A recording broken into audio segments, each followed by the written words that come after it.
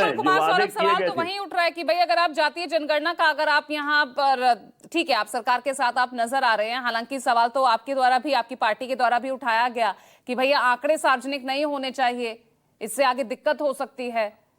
नहीं नहीं, आंकड़े नहीं, सार्वजनिक नहीं होने चाहिए। कुमार सौरभ से सवाल है मेरा।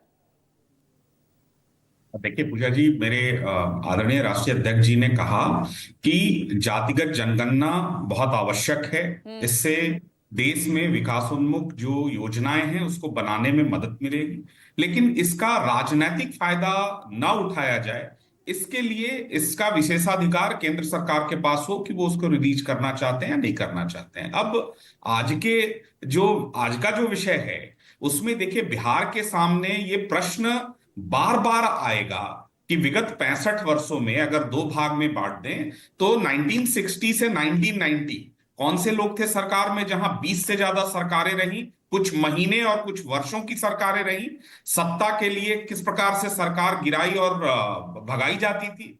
और फिर 1990 से लेकर 2005 का दशक, यानी दो ही लोग थे ये इसके लिए जिम्मेदार, जिसके कारण बिहार आज बाकी राज्यों से लगभग 3 दशक पीछे हो चुका है। और फिर आप 2005 से 2025 की बात कर लीजिए, कोई भी पैरामीटर हो, चाहे शिक्षा हो या प्रति व्यक्ति आय हो, हाँ हम देश से इतना ज्यादा पिछड़ गए हैं कि हमको समय लगेगा उबरने में। लेकिन ये अति पिछड़ा और दलित के लिए जो आज प्रेम उमड़ रहा है आदरणीय राहुल गांधी जी का, ये शायद भूल गए हैं कि 90 के दशक में जो लालू जी के तथाकथित सामाजिक न्याय का सबसे बड़ा दंश प्रत्येक गांव में बिहार का अगर किसी ने झेला है तो वो अति पिछड़ा और दलित और उसके बाद सवर्ण ने।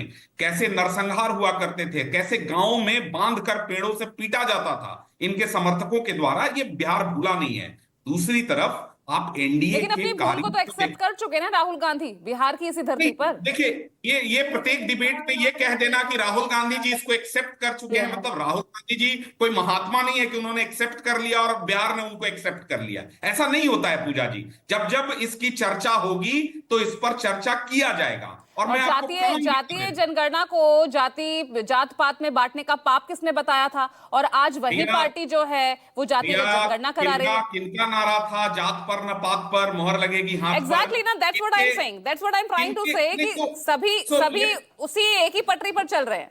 तो Pooja ji, let's not derail the debate. मैं यही कह रहा हूं कि जो 2005 से 2025 का पीरियड है इसके बारे में भी संक्षेप में चर्चा कर लेते हैं कि कैसे 2018 में मुख्यमंत्री प्रोत्साहन योजना शिक्षा के लिए किया जाता है, कैसे मुख्यमंत्री उद्यमी योजना बिहार में अति पिछड़ा दलित और सभी वर्गों के लिए किया जाता है, कैसे अति पिछड़ा का कल्याण और उसके आयोग की गठन की जाती है। आप तो चाहते हैं कि इसके आंकड़े सार्वजनिक नहीं होने चाहिए। पूजा जी बस 10 सेकेंड। 2006 में अति पिछड़ा और दलितों के लिए पंचायतों में आरक्षण की व्यवस्था की जाती है। न्यायिक सेवा में 21% आरक्षण की व्यवस्था एनडीए की सरकार में नीतीश कुमार जी के द्वारा दी जाता है।